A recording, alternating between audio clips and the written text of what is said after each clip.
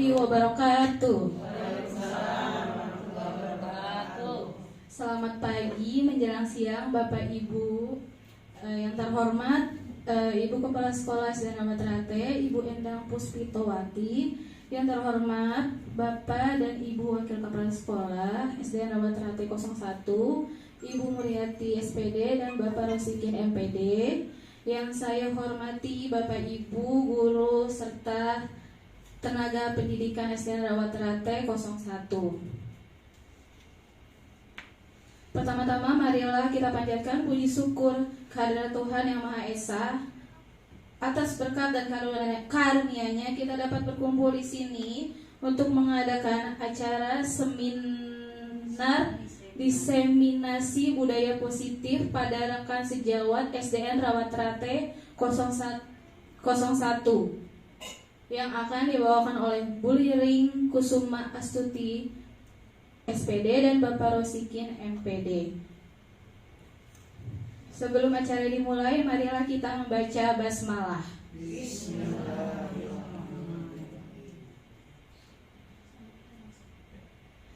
Acara selanjutnya adalah sambutan yang akan disampaikan oleh Ibu Muriati SPD. Kepadanya dipersilakan.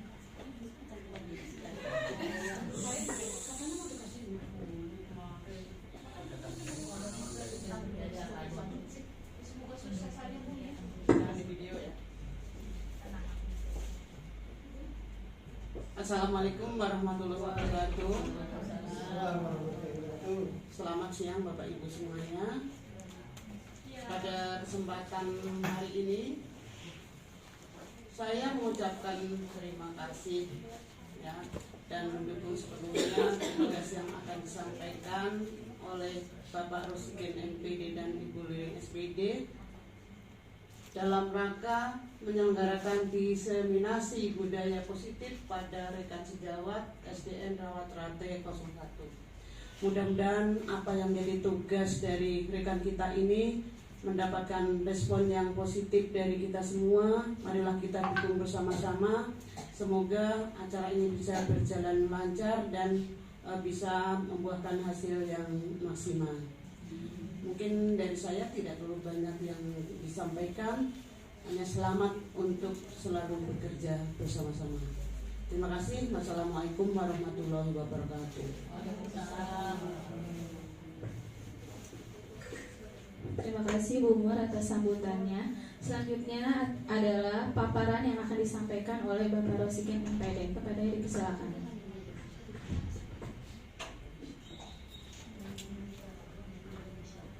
Bismillahirrahmanirrahim. Assalamualaikum warahmatullahi wabarakatuh. Puji syukur kehadirat Allah Subhanahu wa taala, pada hari ini kita berkumpul di ruang kantor SD Rahmat Rate 01 dalam rangka diseminasi budaya positif untuk SD Rahmat Rate 01. Yang saya hormati Ibu Kepala Sekolah SD Rahmat Rate 01, Ibu Endang Puspitowati SPD. Yang saya hormati Ibu Wakil Bidang Siswaan, Ibu Muriati SPD. Yang saya hormati Bapak dan Ibu Guru SD Rahmat Rate 01. Baik, saya langsung saja, yaitu mengenai budaya diseminasi budaya positif pada rekan sejawat SD Rahmat Rate 01, yaitu CGP Angkatan 7 tahun 2022. Filosofi pendidikan menurut Ki Hajar Dewantara, yaitu pendidikan diartikan sebagai tuntunan dalam hidup tumbuhnya anak-anak, menuntut segala kodrat yang ada pada anak-anak agar mereka dapat mencapai keselamatan dan kebahagiaan yang setinggi-tingginya, baik sebagai manusia maupun sebagai anggota masyarakat. Next. Budaya positif adalah suatu pembiasaan yang bernilai positif, di dalamnya mengandung sejumlah kegiatan yang mampu menumbuhkan karakter murid agar dapat berkembang menjadi pribadi yang kritis dan bertanggung jawab. Next. Latar belakang. Suasana positif sangat mendukung dalam menciptakan pembelajaran yang kondusif. Karena dengan suasana yang positif positif, murid dan guru akan menemukan suatu kondisi pembelajaran yang menyenangkan, sehingga proses pembelajaran dapat berjalan tanpa adanya suatu beban atau paksaan, tapi menjadikan suatu kebutuhan.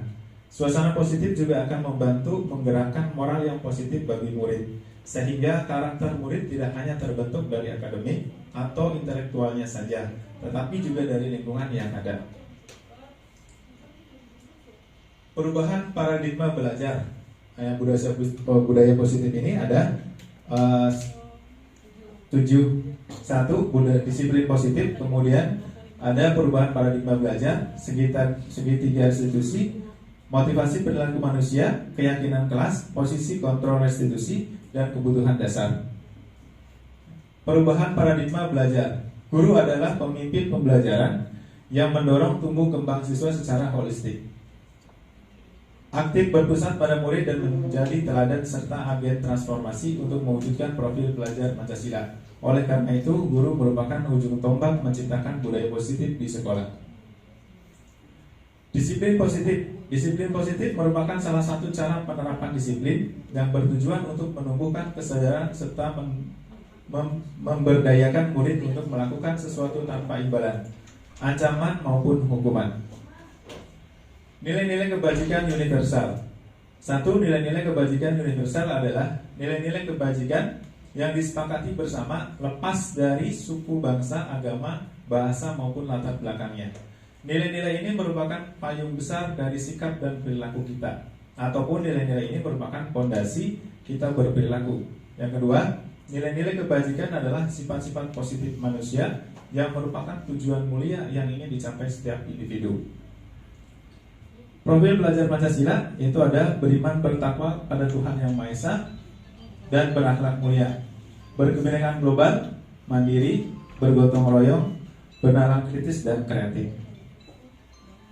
Motivasi perilaku manusia untuk menghindari ketidaknyamanan atau hukuman, untuk mendapatkan imbalan atau penghargaan dari orang lain, untuk menjadi orang yang mereka inginkan dan menghargai diri sendiri dengan nilai-nilai yang mereka percaya.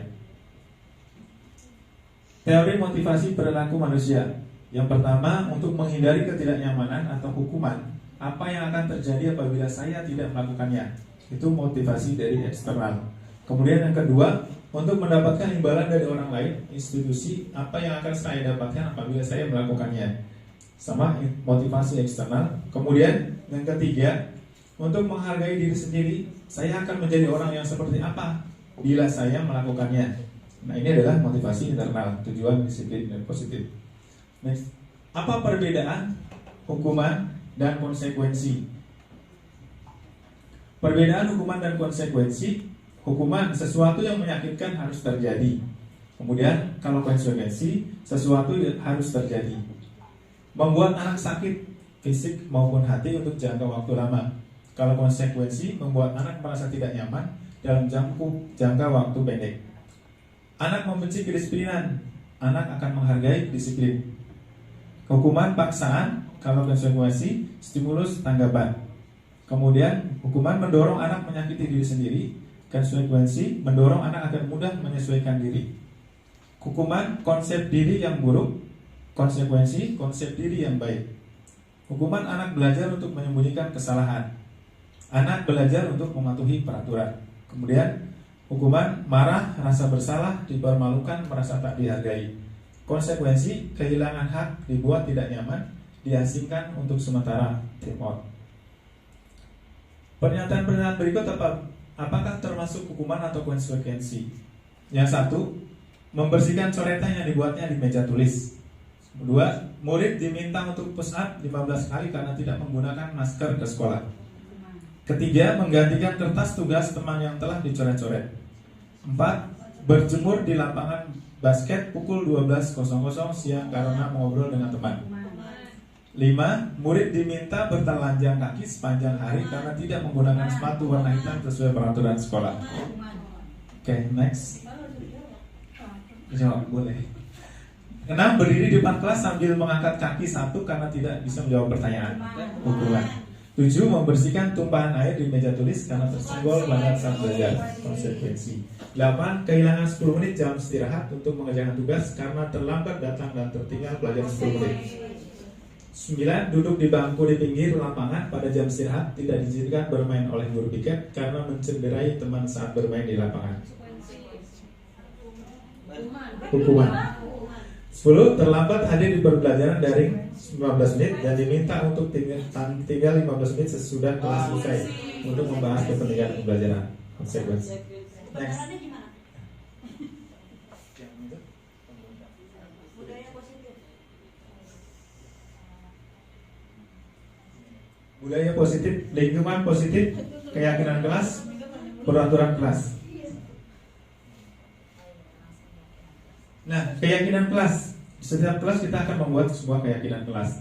Keyakinan kelas adalah nilai-nilai kebajikan atau prinsip-prinsip universal yang disepakati bersama secara universal, lepas dari latar belakang suku, negara, bahasa maupun agama. Menurut Gosen 1998, suatu keyakinan akan lebih memotivasi seseorang dari dalam intrinsik. Seseorang akan lebih bersemangat untuk menjalankan keyakinannya daripada hanya sekedar mengikuti serangkaian peraturan. Nah, ini peraturan dan keyakinan kelas. Kalau peraturan selalu kembalikan buku ke tempatnya, sedangkan keyakinan kelas tanggung jawab. Peraturan dilarang mengganggu orang lain, untuk keyakinan kelasnya menghormati orang lain. Peraturan hadir di sekolah 15 menit sebelum pembelajaran dimulai. Keyakinan kelas menghormati orang lain dan komitmen. Dilarang melakukan kekerasan, untuk keyakinan kelas keselamatan menghormati orang lain. Peraturan dilarang menggunakan narkoba, keyakinan kelas kesehatan. Peraturan bergantian atau menunggu giliran, keyakinan kelas menghormati orang lain atau bersabar. Kemudian peraturan gunakan masker, sedangkan keyakinan kelasnya kesehatan keselamatan. Untuk peraturan jangan berlari di kelas atau koridor, untuk keyakinan kelasnya keselamatan keamanan. Nah, ini kemarin saya membuat keyakinan kelas bersama-sama anak-anak di kelas.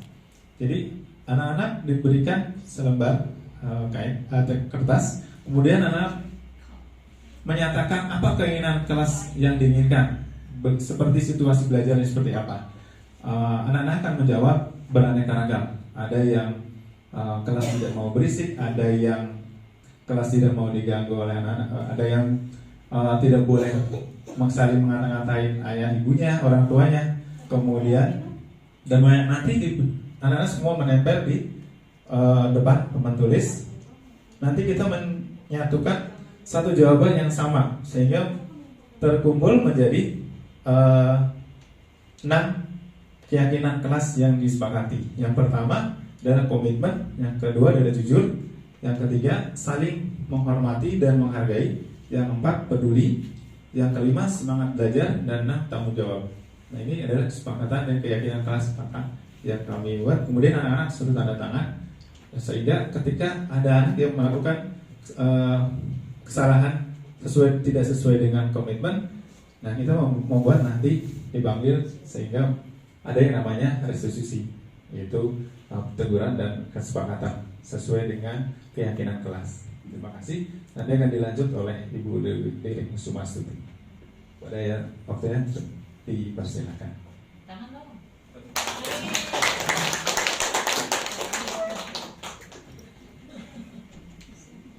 Bismillahirrahmanirrahim. Assalamualaikum warahmatullahi wabarakatuh. Rabbi shrah li sadri wa yassir li amri wahlul 'uqdatam min lisani yafqahu qawli. Amma ba'du. Ibu Wakil Kepala SD Rawat Rate 01 yang saya hormati, Ibu Muryati SPD, dan Bapak Wakasek yang sekarang menjadi rekan saya di CGP Angkatan 7, Bapak Ibu dan Bapak Ibu Guru dan Teknik SD Rawat Rate 01 yang hari ini hadir, terima kasih atas kehadirannya. Mudah-mudahan apa yang kami sampaikan dapat bermanfaat dan bisa diaplikasikan ke setiap kelas masing-masing. Bapak Ibu, hari ini saya berdiri di sini dengan Pak Ikin itu mendapatkan amanah untuk melaksanakan diseminasi budaya positif kepada rekan sejawat. Ini sebenarnya tugasnya lumayan berat karena saya tidak sedang mengajarkan bebek berenang ibaratnya. Saya yakin Bapak Ibu guru di sini sudah hebat dan sudah bisa menerapkan budaya positif tersebut di sekolah. Biar lebih ini, saya lumayan tegang. Kita ice breaking dulu bisa ya Bapak Ibu ya. Boleh berdiri atau mau duduk silahkan. Kita biar seger aja. Boleh berdiri boleh. Ya. Suaranya sudah kencang ya? Suaranya udah. Oh.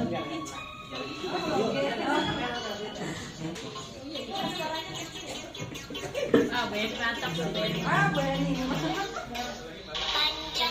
Ulang. Suaranya kecil ya?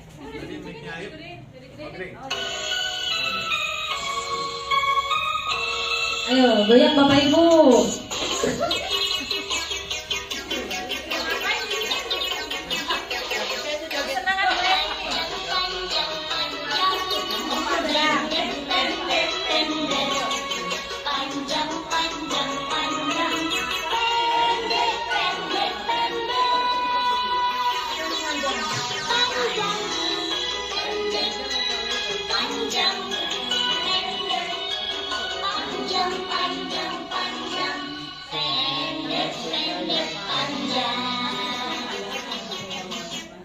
Sudah ya Ibu.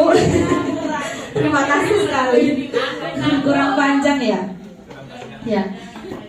Bapak Ibu, kira-kira tadi ada pencerahan nggak apa yang disampaikan oleh Pak Rosikin? Sudah ada pencerahan? Iya. Tadi sudah dijelaskan di awal bahwa budaya positif itu merupakan pembiasaan-pembiasaan yang dilaksanakan di kelas lingkup terkecil, berasal dari peraturan yang nanti akan dibuat sebuah keyakinan dengan harapan akan menciptakan sebuah lingkungan yang positif. Nantinya lingkungan kelas tersebut menciptakan lingkungan positif di kelas, nantinya akan menjadi membentuk sebuah budaya yang positif di satu sekolah. Ya. Apa sih perbedaan dari peraturan dan juga keyakinan? Kalau peraturan tersebut itu tadi dibuat bisa dilihat dari perbedaan di sini ya. Kalau peraturan itu selalu menggunakan kalimat-kalimat negatif, dilarang, jangan, kemudian terus tindakannya itu nyata. Misal, selalu kembalikan buku ke tempatnya, itu kan actionnya nyata ya, selalu dengan tindakan. Kemudian dilarang melakukan kekerasan. Tetapi kalau keyakinan kelas itu mengarah ke hal yang positif dan sebagai dampak pengiring dari peraturan yang sudah dilaksanakan. Misalnya seperti selalu mengembalikan buku ke tempatnya, itu kan sebuah peraturan. Keyakinan kelasnya itu apa? Keyakinan apabila peraturan tersebut diterapkan secara konsisten, maka dampak panjangnya, jangka panjangnya itu akan melatih anak untuk bertanggung jawab.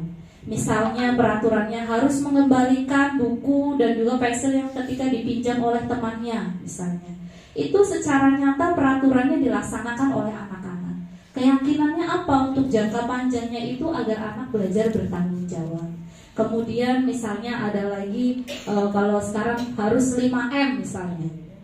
Kita melaksanakan secara konkret, secara real menerapkan 5M, mencuci tangan, memakai masker, menjaga jarak dan lain sebagainya. Itu actionnya.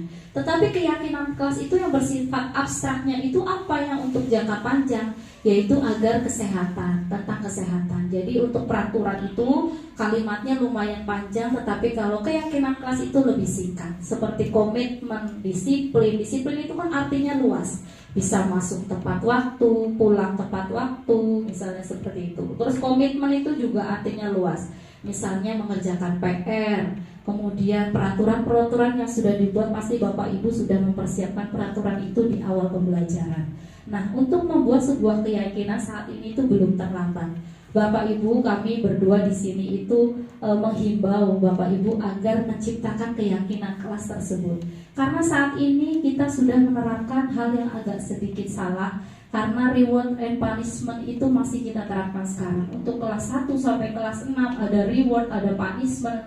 Ketika anak melakukan kebaikan kita kasih bintang. Ketika anak melakukan kesalahan, bintangnya kita cabut. Dan itu mungkin untuk jangka pendeknya anak ini tidak akan berpengaruh apa-apa, hanya semangat ketika dipantau oleh Bapak Ibu gurunya atau saat ada Bapak Ibu guru kita berbuat baik.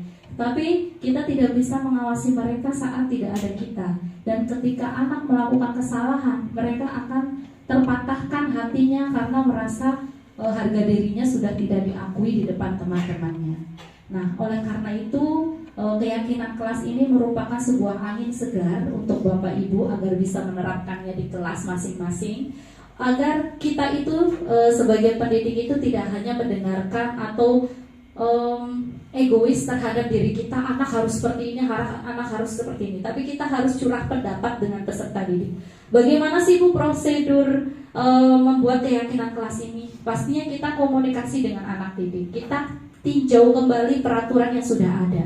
Misalnya nomor 1, misal peraturan yang pertama, dilarang mengganggu orang lain atau angkat tangan ketika mau menjawab pertanyaan, misalnya seperti itu. Kita tinjau kembali, kamu maunya seperti apa? Kamu mau menjadi pribadi yang seperti apa? Mau kelas yang seperti apa? Misalnya disiplin, kemudian sopan santun. Perlu keyakinan itu hanya sekedar situ aja, sebagai dampak pengiring dari peraturan yang sudah dibentuk. Nah, ini kemarin Pak Rosikin sudah mempraktikannya di kelas. Lihat ya Bapak Ibu ya, perbedaan antara peraturan dan keyakinan kelas. Kalau peraturan itu kan tadi kata-katanya negatif, kemudian ada action yang secara nyata. Kalau keyakinan kelas itu merupakan dampak pengiring jangka panjang yang akan didapatkan setelah melaksanakan peraturan. Nah, Bapak Ibu, sebenarnya anak-anak yang kita anggap nakal, anak-anak yang kita anggap kurang disiplin atau bahkan sering bolos ke sekolah, itu sebenarnya mereka ada kebutuhan dasar yang belum terpenuhi. Pada dasarnya ada 5 kebutuhan dasar yang dimiliki oleh setiap manusia. Yang pertama paling inti adalah kebertahan hidup. Bertahan hidup itu misalnya makanan, minuman, tempat tinggal. Misal ada anak yang di kelas suka ngambil makanan orang lain tanpa izin misalnya. Kenapa? Ditanyakan. Kenapa kamu tidak suka mengambil makanan temanmu tanpa izin? Misalnya kita tanya dulu apakah orang tuanya menyediakan makanan dan minuman yang layak, tempat tinggal yang layak atau tidak. Di situ kita bisa analisis sendiri bahwa anak tersebut ternyata bertahan hidup, kebutuhan dia yang bertahan hidup itu kurang. Kemudian ada kasih sayang dan rasa diterima. Anak yang kekurangan kasih sayang dan rasa diterima pasti cenderung meminta perhatian dari kita. Itu karena mungkin orang tuanya galak lah, atau teman-temannya tidak mau berteman dengan dia. Tetapi ketika anak sudah kasih sayang dan rasa diterimanya itu dipenuhi, anak ini akan merasa terpercaya diri dan merasa bahwa dia itu disukai oleh banyak temannya. Kemudian ada penguasaan yang kedua. Penguasaan ini maksudnya adalah anak itu maunya itu di dalam kelas itu mendominasi. Saya pernah dulu punya anak ya, sekarang sudah kelas 1 SMP. Maunya dia yang ranking 1, maunya dia yang terbaik. Kalau ada salah satu dia bisa pusing atau bisa kecewa yang sangat sekali. Itu namanya penguasaan. Jadi dia ingin menjadi yang terbaik di kelasnya. Itu juga termasuk kebutuhan dasar yang memang harus dipenuhi. Tetapi ketika anak tersebut kekurangan kebutuhan dasar di penguasaan, misalnya ternyata desakan dari orang tuanya dia harus perfect begitu, itu juga akan mempengaruhi dirinya dia ketika di kelas. Jadi dia maunya peringkat 1, maunya 100 terus. Kalau ada salah satu aja dia akan merasa sangat kecewa dan merasa bahwa dirinya itu gagal. Kemudian ada kebebasan. Kebebasan ini itu maksudnya anak itu membutuhkan bahwa dia itu ingin mencurahkan apa sih yang dia dapat itu diakui oleh orang lain, misalnya seperti itu. Nah, kebebasan ini misalnya ketika kita sudah membentuk peraturan 6.30 itu harus masuk, tetapi dia malah mau seenaknya sendiri, itu ternyata berarti memang jiwa kebebasannya dia itu belum terpenuhi. Karena ini semuanya itu memang untuk mencari perhatian Bapak Ibu guru di kelas. Kemudian yang terakhir adalah kesenangan. Ketika anak itu melihat orang lain menangis atau melihat merebut barang temannya tetapi dia malah tertawa, mengekspresikan bahwa kekhawatiran atau ketakutan temannya itu ternyata sebuah kesenangan, itu ternyata berarti memang kebutuhan dasarnya dia itu kesenangannya itu kurang. Apa? Kurang piknik dari rumahnya atau kurang diberi kebebasan untuk bermain sama orang tuanya. Jadi sebelum kita menjudge anak tersebut, anak nakal, anak bandel, anak malas, itu kita harus telusuri dulu kebutuhan apa yang kurang dari 5 ini. Kemudian ini contoh kasusnya. Ibu Ani, guru kelas 5 di SD Pelita Hati, sedang bingung menghadapi ulah salah satu murid di kelasnya, Agus. Beberapa anak telah datang dan mengeluhkan Agus yang seringkali meminta bekal makan siang mereka dengan paksa. Jika Anda menghadapi situasi seperti Ibu Ani, apa yang akan Anda lakukan? Menurut Anda kira-kira apa alasan Agus melakukan hal itu? Ini juga mungkin beberapa kali terjadi ya di kelas Bapak Ibu dan juga saya. bahwa sering ada yang meminta bekal makan siang dengan paksa. Nah, dalam konteks disiplin positif, Ibu Ani itu sebaiknya mencari tahu dulu alasannya nih. Mengapa Agus melakukan tindakan tersebut? Agar mengetahui kebutuhan mana yang sedang berusaha dipenuhi Agus. Nah, ini ada 5 option sesuai dengan kelima kebutuhan dasar tadi. Jika kita melihat dari dimensi kekurangannya adalah bahwa dia bertahan hidup, mungkin orang tuanya tidak menyiapkan bekal atau tidak memberikan makanan setiap harinya, tidak cukup misalnya, makanya dia merebut makanan temannya. Kemudian ketika kita melihat dari dimensi bahwa dia kekurangan cinta dan kasih sayang, maka karena mungkin agar temannya itu memperhatikan dia kurang perhatian, bertemannya itu mau menegur dia, mau mengejar dia misalnya, mau sentuh oleh temannya. Kemudian apabila Agus ini merasa hebat karena temannya itu jadi takut dan menuruti keinginannya, ini berarti dia kekurangan di penguasaannya. Kebutuhan penguasaannya lah yang perlu ditingkatkan lagi dengan diakui atas kemampuannya. Kemudian apabila Agus itu merasa bosan dengan bekal yang dibawakan ibunya karena selalu misalnya tahu tempe terus, nggak ada variasinya, berarti itu dia sedang ingin dipenuhi kebebasannya, dia pengen bervariasi makanannya, misalnya seperti itu. Terus kemudian yang terakhir, ketika Agus itu ternyata iseng, terus senang banget lihat temannya itu susah, lihat temannya itu marah sebagai lelucon, itu berarti dia kekurangan kebutuhannya adalah di kesenangan. Dari tadi ada disiplin positif dan juga ada konsekuensi dan juga hukuman. Tadi Bapak Ibu sudah bisa membedakan ya Bapak Ibu ya.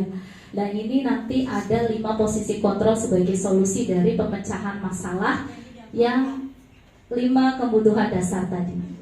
Jangan salah fokus ya Bapak Ibu, ini ada R-nya tuh. 5 posisi kontrol. Bapak Ibu, ternyata kita sebagai pendidik itu mempunyai 5 posisi kontrol yang bisa diterapkan di kelas, terutama di lingkup kecil. Tetapi dari 5 posisi kontrol ini ternyata ada beberapa yang memang kurang tepat dilaksanakan atau diterapkan karena memiliki efek jangka panjang yang kurang baik.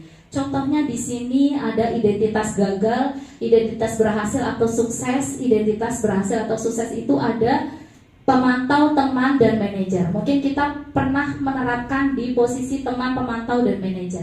Tetapi juga pasti tidak menutup kemungkinan pernah juga sebagai penghukum.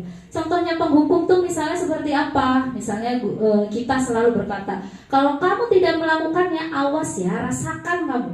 Kan kamu udah bilang hari ini itu PR ini, kenapa kamu tidak mengerjakan? Bu guru cabut ya, rewardnya itu juga termasuk ke dalam tipe penghukum.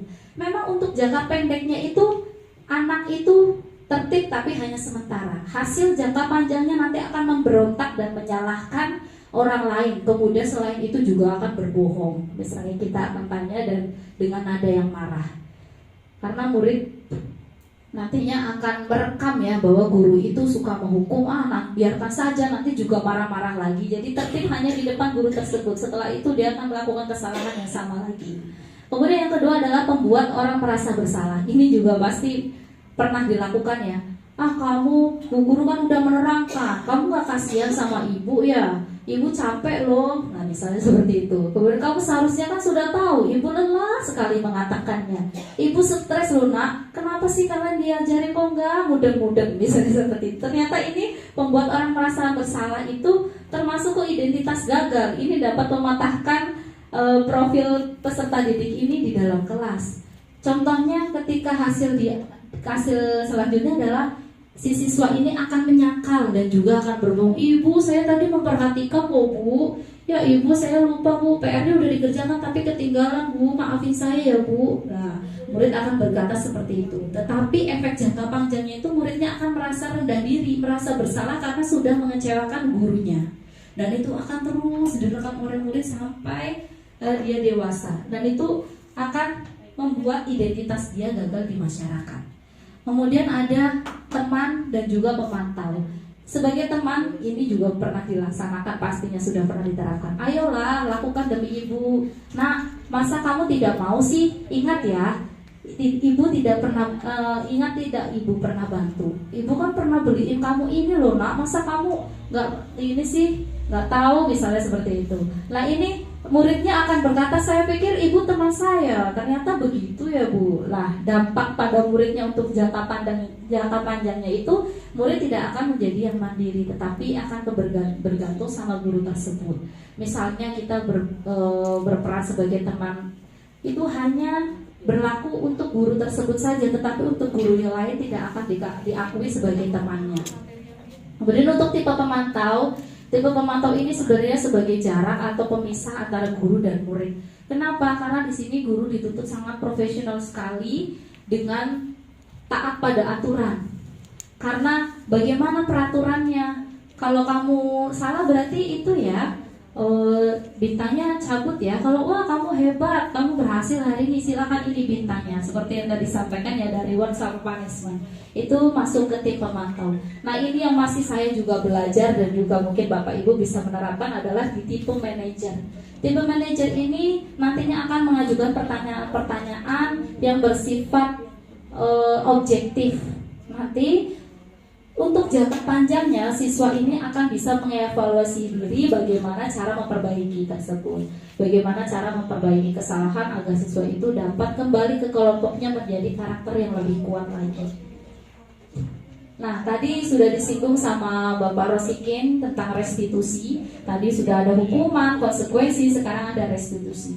Apa sih restitusi itu? Restitusi itu merupakan proses menciptakan kondisi bagi murid untuk memperbaiki kesalahan mereka sehingga mereka bisa kembali kepada kelompok mereka dengan karakter yang lebih kuat. Restitusi juga merupakan proses kolaboratif yang mengajarkan murid untuk mencari solusi untuk masalah mereka dan membantu murid berpikir tentang orang seperti apa sih yang mereka ingin menjadi atau tujuan mulia dan bagaimana mereka harus memperlakukan orang lain. Nah, ini perbedaan dari ketiga istilah tadi, ada hukuman, konsekuensi, dan juga restitusi. Bapak Ibu bisa melihat sendiri bahwa di antara ketiga ini tindakan mana yang paling tepat? Yang mana kira-kira Bapak Ibu? Restitusi, berarti lebih tinggi tingkatannya dari konsekuensi ya. Kalau konsekuensi itu merupakan sudah terencana dan disepakati. Misalnya seperti tadi ya, ketika anak misalnya berbicara kasar, itu nanti konsekuensinya seperti apa? Apakah tadi tidak mendapat remote? Apakah nanti dapat piket tambahan? Itu konsekuensi. Tapi kalau restitusi itu proses menciptakan kondisi bagi murid itu untuk memperbaiki kesalahan mereka. Jadi nanti ada kesepakatan antara guru dan murid, biar murid itu yang memberikan solusi sendiri sebagai bentuk pertanggungjawabannya terhadap kesalahan yang mereka perbuat. Nah, ini merupakan satu gambaran ketika kita memberikan hukuman dan konsekuensi. Memang konsekuensi itu sudah baik diterapkan, tetapi akan lebih baik melaksanakan restitusi agar anak ini lebih karakternya itu lebih kuat lagi dan mengetahui kesalahannya, bagaimana dia bertanggung jawab dan memperbaiki kesalahannya.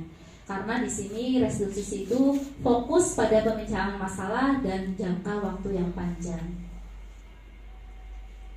Nah, ini ada segitiga restitusi. Namanya juga segitiga, ini adalah prosedur bagaimana kita menangani sebuah masalah ketika anak tersebut melakukan kesalahan di kelas. Misalnya, ketika anak, di sini ada contoh kasusnya, belum ada. Ketika anak misalnya tidak memakai sepatu warna hitam atau rambutnya gondrong ya untuk anak laki-laki. Nah itu ketika kemarin saya praktik di kelas itu ada sebuah simulasi. Memang ada tugas ya simulasi, anak ini membuat kesalahan. Kemarin anaknya itu ketika kita menerangkan dia bermain, berkeliling, mainan lato-lato ya. Terus bagaimana cara menyelesaikan masalah tersebut? Kita tidak boleh langsung menegur anak di depan teman-temannya. Itu akan memberikan patah hati kalau ibaratnya ya. Itu akan menyakitkan hati anak tersebut bahwa anak tersebut itu sudah buruk di mata teman-temannya. Maka dari itu bagaimana cara mengatasi solusi agar anak itu tuh tetap dihargai teman-temannya tetapi dia juga mengakui kesalahannya. Jadi kita panggil dulu secara empat mata, kemudian ditanyakan. Di sini ada menstabilkan identitas. Menstabilkan identitas itu maksudnya biar anak tersebut tidak terlihat buruk di teman-temannya dan juga merasa tidak buruk di depan gurunya. Oleh karena itu dipanggil empat mata, kemudian sang guru ini memberikan pertanyaan. Setiap orang kan pasti pernah ya melakukan kesalahan. Kemudian kamu bukan satu-satunya yang pernah melakukan ini. Kita menstabilkan dulu agar dia tidak merasa, oh saya udah salah nih, tadi pasti bu guru benci sama saya, pasti teman-teman saya membuli saya. Kita menghilangkan stigma negatif tersebut dari teman-temannya. Kemudian setelah itu tahap yang kedua adalah validasi kebutuhan. Tadi kita sudah tahu ya Bapak Ibu ya, kebutuhan dasar manusia itu kan ada berapa? 5. Nah, dari situ di validasi kebutuhan itu, kamu tentu punya alasan mengapa melakukan itu. Kenapa kamu tadi jalan-jalan sambil main lato-lato padahal bu guru sedang menerangkan, misalnya begitu. Kenapa kamu tadi iseng sekali sama temannya padahal bu guru sedang menerangkan. Dia akan menceritakan, oh saya senang bu, soalnya saya mainan saya baru. Oh berarti memang dia sedang membutuhkan kebutuhan yang fun atau kesenangan. Adakah cara yang lebih efektif untuk mendapatkan apa yang kamu butuhkan? Misalnya bertanya seperti itu kepada anak yang memang sedang bermasalah. Nah, nanti anak kita akan tahu sendiri, oh memang anak ini ternyata kurang piknik atau kurang kesenangannya itu, kebutuhan fun-nya itu kurang. Kemudian tahap yang terakhir adalah nilai-nilai apa yang telah kita sepakati. Kamu ingin menjadi orang seperti apa? Misalnya kan kita sudah membuat keyakinan kelas. Keyakinan kelas itu misalnya komitmen dan tanggung jawab. Nah itu kita kembalikan lagi, nak kita sudah membuat komitmen kan tadi. Komitmen kita apa? Komitmen kita adalah tanggung jawab. Misal komitmen kesepakatan kita misalnya berkomitmen. Komitmen itu kan artinya luas, bisa biar mengikuti pembelajaran dengan baik, misalnya seperti itu. Nah ini menstabilkan identitas untuk membuat anak yang merasa gagal karena membuat salah menjadi positif terhadap dirinya. Nah kita harus memaklumi karena setiap anak itu pasti melakukan kesalahan dan tidak ada yang sempurna. Jadi jangan sampai anak melakukan kesalahan kita langsung tegur di depan teman-temannya, karena itu dapat membuat dirinya itu merasa gagal. Nah, kemudian validasi kebutuhan. Kebutuhan itu membantu murid untuk mengenali kebutuhan dasarnya tadi. Pada dasarnya setiap tindakan manusia itu tujuannya adalah memenuhi basic needs yang 5 tadi. Apakah itu power, freedom, love and belonging, fun, atau survival. Kemudian yang terakhir adalah menanyakan keyakinan. Maka dari itu sebelum kita menerapkan budaya positif ini, kita dimulai dari lingkungan yang terkecil dulu. Kita bedah peraturan, kemudian membuat keyakinan kelas yang nantinya mudah-mudahan menimbulkan motivasi intrinsik untuk peserta didik, dan nantinya membentuk sebuah lingkungan positif yang akan menjadi budaya positif. Nah, hal-hal yang perlu diperhatikan dalam segitiga restitusi. Perilaku yang salah itu perlu dikaitkan dengan nilai-nilai atau keyakinan yang telah disepakati atau dituju.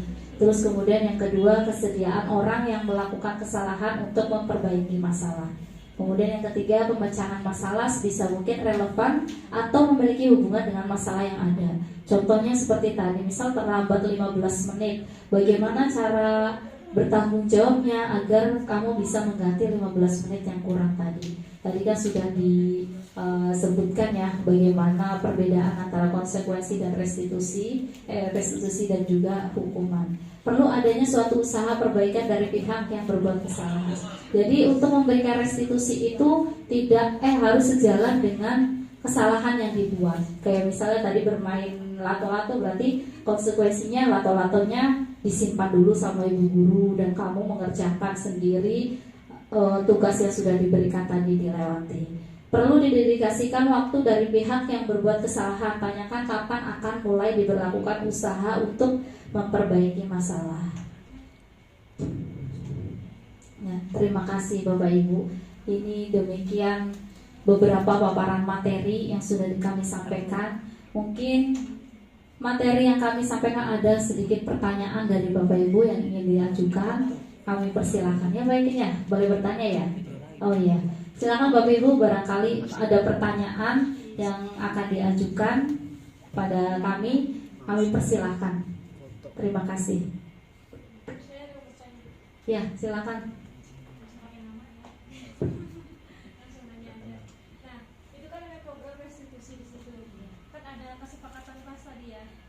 Kesepakatan kelas itu sudah dilakukan, tapi siswa tersebut sudah diketahui kendalanya dan masih berulang lagi, apa tindakan selanjutnya atau mungkin ada kegiatan di atas restitusi atau bagaimana? Itu pertanyaannya. Terima kasih. Ditampung dulu. ditampung dulu aja ya. Terima kasih Bu Tika. Jadi intinya apakah selain restitusi ada tindakan lain ketika keyakinan kelas itu selalu dilanggar gitu ya? Ya. Ya terkait restitusi juga. Tadi kan kayaknya yang udah paling bagus gitu ya dari antara dua yang sebelumnya itu. Sedangkan restitusi itu kan karena dia sudah sangat bagus, apakah itu ada jangka waktunya untuk anak mencapai restitusi yang dituju itu gitu? Kita tuh anak dalam diberi batas waktu atau tidak untuk mencapai itu, terus nanti follow up-nya bagaimana ketika anak itu tidak mencapai, dan ketika anak itu sudah mencapai itu seperti apa? Apakah diberlakukan punishment tadi dan reward tadi atau seperti apa? Atau memang untuk anak itu sendiri aja dia menjadi anak bertanggung jawab, gitu, dia anak menjadi anak yang senang, seperti ini dampaknya ya? Iya. Ya Bapak Ibu lain? Yang lain? Sudah Pak Ikin mau menjawab? Silakan. Hah? Tadi Bu Tika bertanya ketika restitusi dilanggar terus apa yang dilakukan? Restitusi itu sebenarnya bukan peraturan. Ya sebenarnya mungkin ada miskonsepsi kali ya dari yang restitusi tadi. Sebentar saya buka lagi. Nah, restitusi ini sebenarnya sebuah prosedur untuk kita sebagai guru menerapkan 5 posisi kontrol tadi, salah satunya adalah manajerial. Jadi bagaimana kita mengatasi masalah tersebut dan membuat kesepakatan terhadap anak yang melakukan kesalahan. Misalnya ada sebuah kasus, misalnya anak tersebut tidak menggunakan sepatu yang berwarna hitam, misalnya itu kan melanggar peraturan. Besoknya lagi melanggar peraturan lagi, besoknya lagi melanggar peraturan lagi. Ada lagi yang misalnya berkata kasar. Kita sudah mengadakan restitusi, apa konsekuensinya, apa restitusinya, bagaimana bentuk pertanggungjawaban dia, itu selesai satu kasus. Jadi restitusi itu dilaksanakan ketika kasus itu sudah dianggap selesai pada hari itu. Ketika besoknya lagi anak tersebut melakukan kesalahan yang sama, berarti restitusi itu dilakukan lagi dengan konsekuensi yang berbeda. Misalnya seperti itu, kayak tadi misalnya hari ini si A lagi yang berjalan-jalan kemudian bermain, padahal kemarin sudah membuat kesepakatan kita kembalikan lagi ke keyakinan kelas kita. Maka dari itu namanya pembiasaan, namanya budaya itu kan tidak bisa dilaksanakan 1-2 kali langsung jadi bagus. Tidak bisa 1-2 kali kita melakukan restitusi anak tersebut langsung berubah drastis jadi anak yang baik. Namanya budaya. Budaya itu kan dimulai dari pembiasaan setiap hari. Apabila kita melakukan restitusi terus diharapkan nanti karakter-karakter positif itu akan terbiasa tumbuh di diri peserta didik ini. Oleh karena itu, meskipun besoknya lagi anak melakukan kesalahan, kita jangan kapok untuk menerapkan restitusi lagi dengan mungkin konsekuensi yang berbeda. Seperti itu. Sudah jelas ya Bu Tika ya? Terima kasih.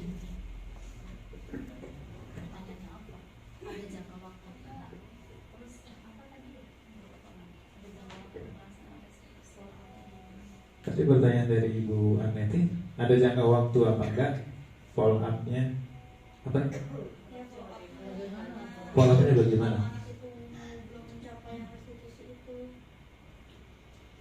Hampir sama tadi. Hampir sama. Ya.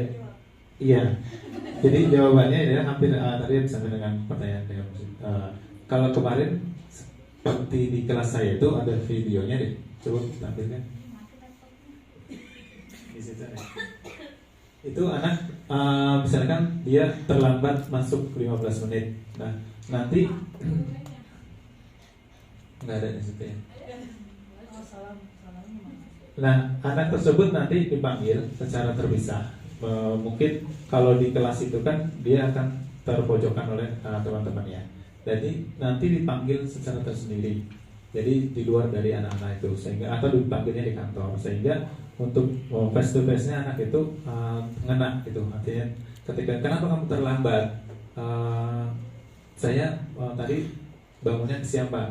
Bangunnya kesiangan Pak. Kenapa bangunnya kesiangan? Kamu semalam begadang. karena anak itu menyebutkan lagi, iya Pak, tadi semalam saya nonton drakor. Nah, ternyata drakor itu kan sampai jam 1 malam kan. Kenapa? Sampai jam 1 berarti kamu tidak belajar. Iya Pak. Nah, itu di situ kita menjelaskan, membuat namanya keyakinan bahwa membuat anak itu kenapa? Jangan sampai kamu sampai kan selalu malam gitu tidurnya, batas waktu adalah jam 9 malam kamu sudah tidur. Nah, konsekuensinya kamu besok mau, Pak Guru juga sama, punya pengen nonton drakor, tapi melihat sikon, kalau memang besok adalah hari masuk sekolah ya kita tunda dulu untuk menonton. Nah, jadi harus belajar dulu. Nah, itu seperti itu.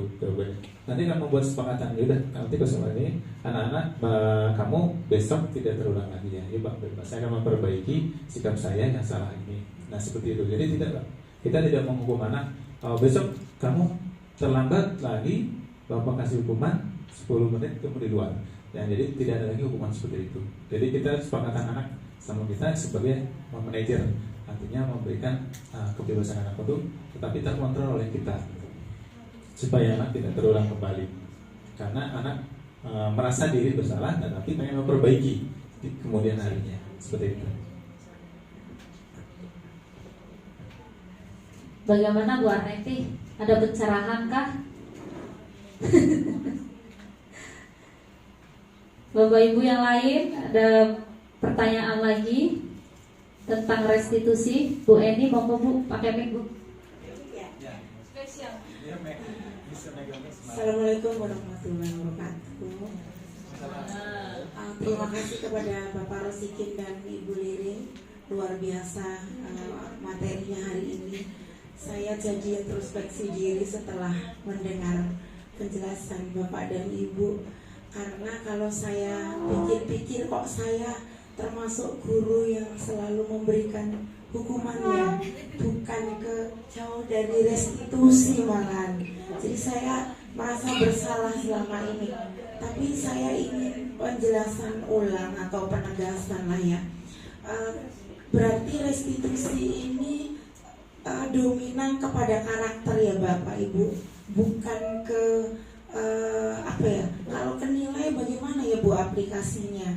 Bukan ke sikap misalnya, anak ini terlambat dalam belajar, terlambat dalam menyerap pengetahuan yang saya berikan gitu, bukan semata-mata dari sikap gitu.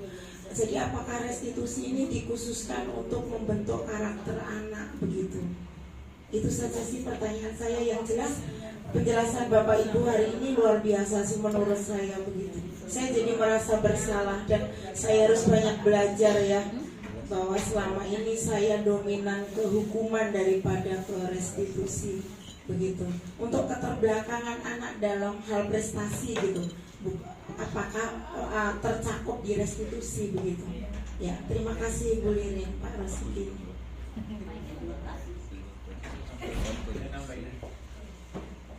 Terima kasih Bu Eni atas pertanyaannya. Ini memang sebuah tamparan ya untuk kita ya, bahwa selama ini kita itu menginginkan anak seperti kehendak kita. Jadi kita yang capek sendiri memaksa anak harus bisa A, apalagi tuntutan pembelajaran yang sangat banyak, sehingga anak itu merasa terbebani.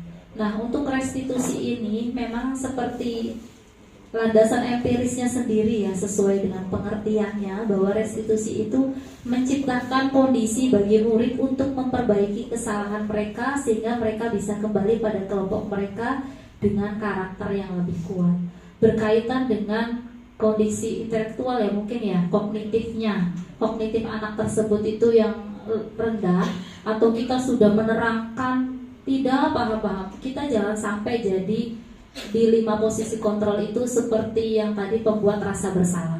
Mungkin ada kebutuhan dasar anak ini yang belum terpenuhi. Sekali lagi kita memang analisis ini saling berkesinambungan. Jadi apakah anak ini tuh di rumah itu apakah kurang perhatian, apakah orang tuanya tidak peduli bagaimana dia belajar, ataukah nutrisinya kurang, ataukah dia kurang main, sehingga di saat restitusi ini ketika anak tersebut sudah diajari nggak bisa-bisa, jangan sampai kita tegur nama anaknya itu di depan kelas langsung.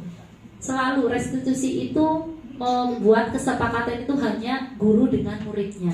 Jadi jangan sampai anak yang lain tuh tahu bahwa anak ini tuh kita kesel sama anak ini. Pada dasarnya kita memang manusiawi ya. Kita udah capek-capek ngajar, ternyata ini bebel ibaratnya ya. Jadi kita panggil anak ini. Kita tanya dulu, kenapa kamu kok saat Bu Guru menerangkan. Ini juga bentuk restitusi. Restitusi itu sebenarnya komunikasi terbuka antara murid dan guru. Jadi kita tahu permasalahannya nih anak apa memang pada dasarnya dia IQ-nya kurang, atau karena dia sebenarnya pinter tapi males, atau memang dia sedang ada masalah di keluarganya. Nah, restitusi di sini si anak ini nanti akan mencurahkan pendapatnya, mencurahkan apa keluh kesahnya, Bu, saya memang tidak bisa dari dulu mendengar, nggak bisa hitung-hitungan, nggak bisa, sering lupa misalnya seperti itu. Terus kemudian terus bagaimana? Ibu harus bagaimana? Misalnya anak Bu, saya boleh nggak tambahan belajar sama ibu? Itu juga sebagai bentuk restitusi, sebagai bentuk tindakan nyata dari restitusi tersebut. Jadi misalnya, oh saya boleh nggak Bu belajar privat sama ibu, misalnya gitu. Itu tergantung kesepakatan murid dengan gurunya. Itu kan sebuah usaha ya agar anak ini itu bisa mengikuti atau paling tidak paham dengan apa yang sudah kita terangkan. Dan untuk penilaiannya sendiri itu sebenarnya untuk restitusi ini tidak berkaitan dengan nilai, apalagi dengan kondisi kognitif anak. Ini hanya sebuah kesepakatan. Apabila anak tersebut memang bebel tidak bisa mengikuti pelajaran, ya kita panggil. Restitusi itu sebenarnya sebuah kondisinya ya, kondisi kita sedang mewawancara anak itu namanya restitusi. Jadi bagaimana kesepakatan, bagaimana biar kamu itu mau belajar, gimana coba Bu Guru mau memberikan seperti apa lagi biar kamu tuh mau semangat belajarnya. Itu nanti ada kesepakatan, oke Bu, saya maunya ice breaking terus Bu setiap 15 menit biar saya tidak bosan, misalnya seperti itu. Itu kan sebuah solusi untuk menangani anak yang memang semangat belajarnya kurang atau menangkap pembelajarannya kurang, mungkin dia kurang bersenang-senang di dalam kelasnya, atau mungkin dia kurang merasa bebas atau tertekan dengan peraturan yang sudah ada. Kita kan harus tahu. Nah, cara menelusuri itulah yang dinamakan restitusi. Nanti akan ditemukan sebuah kesepakatan antara guru, misal Bu Eni dengan muridnya. Kalau misalnya memang dia sudah dilaksanakan, Bu Eni sudah menerapkan restitusi, kesepakatan yang sudah oke, ice breaking setiap 15 menit kita sudah, tetapi anaknya masih aja kurang, ya berarti itu memang harus ada surat ke puskesmas misalnya gitu. Itu juga sebagai bentuk restitusi. Kamu mau ya ke puskesmas ya, tolong biar dicek nanti apa yang kurang. Itu juga sebagai bentuk restitusi. Begitu Bu. Ada pencerahan Bu, mohon maaf apabila kurang, nanti akan disempurnakan lagi oleh Pak Rosikin.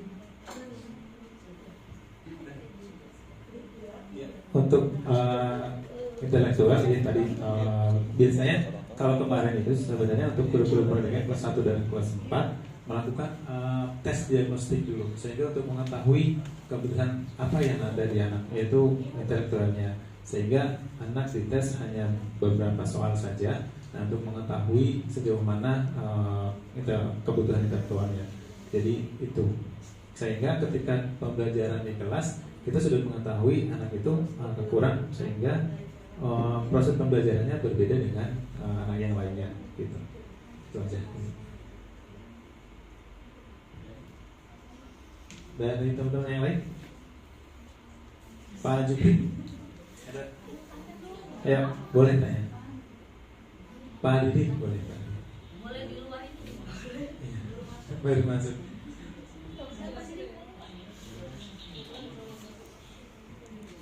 Baiknya berarti kalau restitusi itu lebih ke sikap ya. Karena kalau tadi disamakan dengan yang namanya nilai, menurut saya dengan sekarang kurikulum merdeka itu kurang sinkron ya, karena di kurikulum merdeka aja anak dibebaskan gitu ya. Iya. Cara belajarnya sendiri gitu. Terus jadi setiap anak juga kan kalau restitusi ini kan kalau menurut saya itu udah yang paling top nantinya, anak itu menjadi yang paling top gitu kan. Sedangkan di kurikulum merdeka ini tidak memaksakan anak loh kita.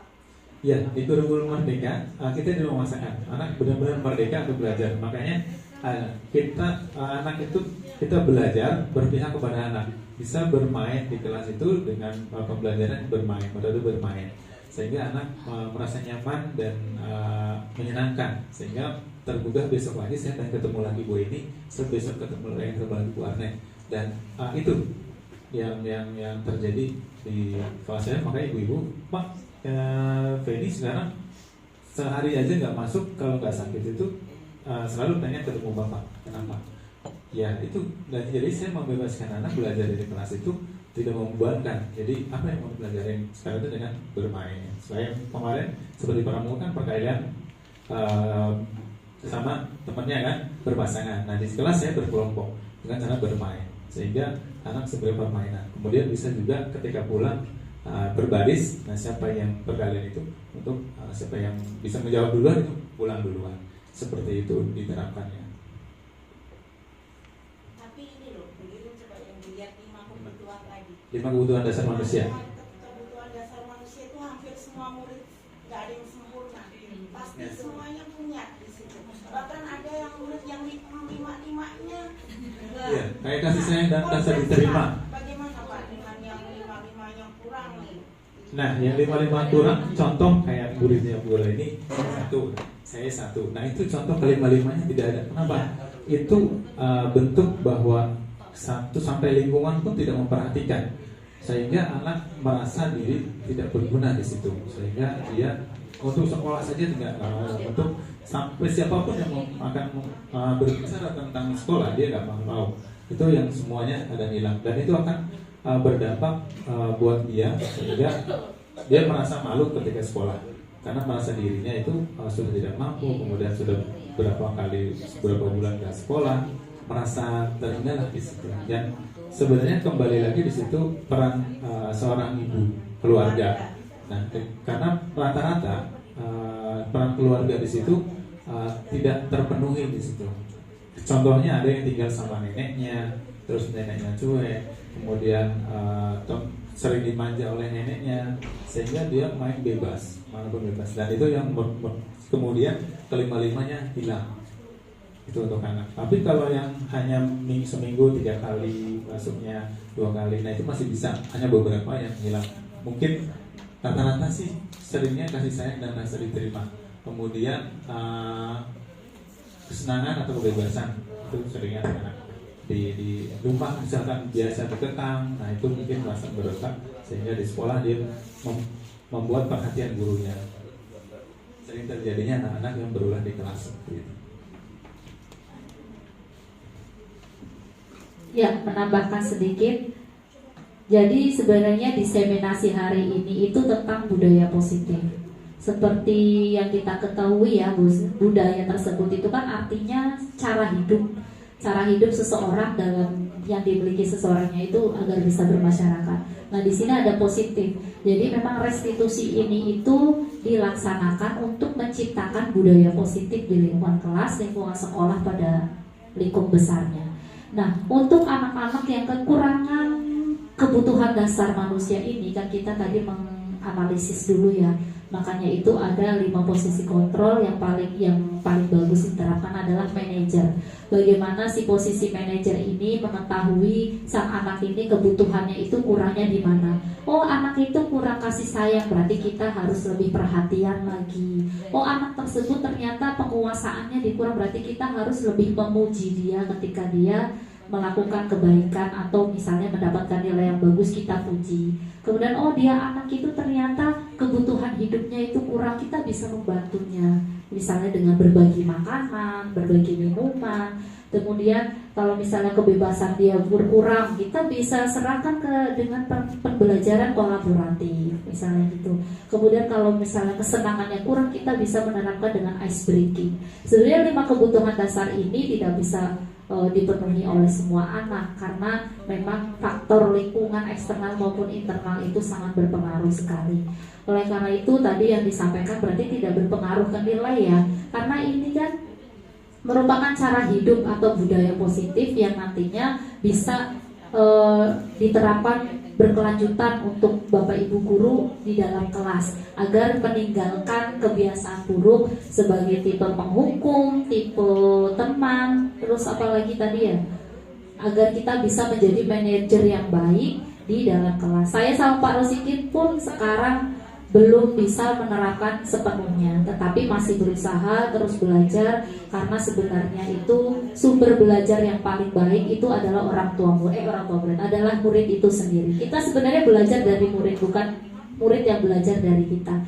Jadi bagaimana kita sekarang menjadi manajer yang baik dengan mengetahui kelima kebutuhan dasar ini dan menerapkannya dengan restitusi ketika anak tersebut melenceng dari kesepakatan atau keyakinan kelas. Begitu. Bagaimana Bapak Ibu, Bu Arneti? Bagaimana? Ada pertanyaan tadi? Sudah oke? Ya mungkin itu sih satu ya yang tadi kita mengajarkan anak memberi kepada anak yang kurang gitu ya, contohnya kayak makanan di kelas gitu ya. Tadi ada contoh kasus seperti itu. Itu memang boleh untuk memberi. Tapi mungkin satu kali dua kali ya, karena kan itu juga dalam dunia anak, dunia parenting gitu saya pernah baca. Itu kita nggak boleh loh itu terjadi terus menerus, karena anak itu punya harus ditanamkan yang namanya mempertahankan haknya sendiri gitu. Jadi kalau menurut saya tuh memang dari pihak si anak yang bermasalahnya ini yang harus dirubah caranya dia gitu, karakternya dia lah yang kita perbaiki, bukan malah anak-anak yang lain nih untuk selalu apa sih namanya memberi terus gitu. Jatuhnya juga nanti jadi keterpaksaan juga muncul gitu. Iya. Memang kan namanya restitusi itu kan sebenarnya kita memanggil anak tersebut terus mengetahui apa sih kurangnya dia. Misalnya dia memang dari rumah itu kekurangan sekali, nggak pernah sarapan, di rumah pun jarang makan, misalnya seperti itu. Ya berarti kita kesepakatannya dengan anak ini, kenapa kamu kok nggak pernah bawa makanan, selalu meminta bekal kepada orang lain. Oh, orang tua saya tidak pernah memberikan saya makanan, misalnya seperti itu. Kita kan jadi tahu, oh ternyata permasalahan anak ini suka meminta bekal makanan yang lain itu kan. Ini kan sebenarnya solusi itu kan ada banyak ya. Restitusi itu kan sebenarnya cabangnya ada banyak. Solusi itu kan sebenarnya kesepakatan antara murid dengan guru. Kalau misalnya memang si murid ini sudah sepakat, oh ya berarti besok ini kamu berbicara dengan orang tuamu agar menyiapkan bekal. Kalau misalnya seperti itu susah, berarti kamu mau nggak sekali-kali memintanya itu dengan cara yang baik, atau misalnya dengan cara yang lebih lembut lagi, atau terus misalnya ada lagi kan kamu misalnya mendapatkan CP misalnya, atau seperti apa itu. Intinya restitusi itu sebenarnya tidak memaksa peserta didik lain juga untuk melakukan hal tersebut, tetapi tetap kesepakatan. Kalau misalnya anak-anak yang lain juga sepakat, ya itu dilakukan, tetapi tidak berkesinambungan begitu. Karena kan pasti tidak mungkin setiap hari kita menghadapi masalah yang sama. Itu sih harapan ya, mudah-mudahan kita tidak menghadapi masalah yang sama, meskipun pernah sesekali masalahnya itu akan terulang. Tetapi solusi-solusi yang lain itu pasti akan muncul tergantung dengan kesepakatan murid dan juga guru itu sendiri. Mungkin ada yang mau menambahkan?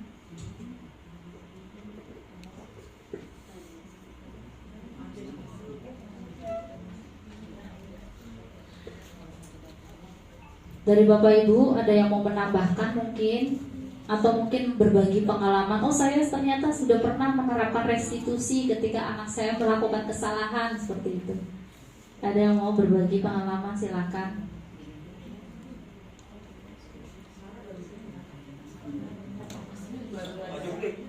Oh, silakan Pak Jupri.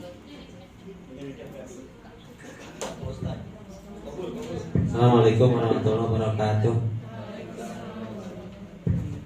Kalau saya memandangnya dengan restitusi ini adalah ya hanya salah satu bagian dari metode-metode untuk mendidik ya.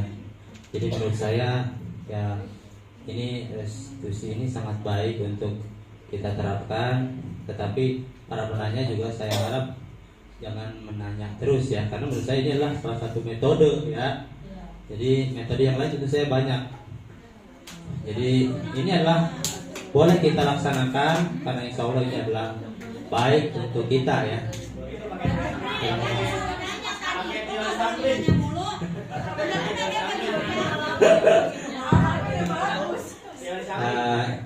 Ini menurut saya yang perlu kita ini adalah kita pelaksanaannya ya, karena ini luar biasa restitusi ini menurut saya luar biasa.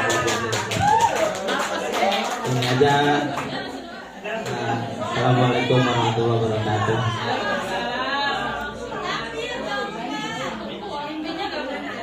Intinya apa intinya itu? Terima kasih atas semangatnya Pak Jupri. Kita sama-sama belajar ya untuk bisa menerapkan restitusi ini secara maksimal.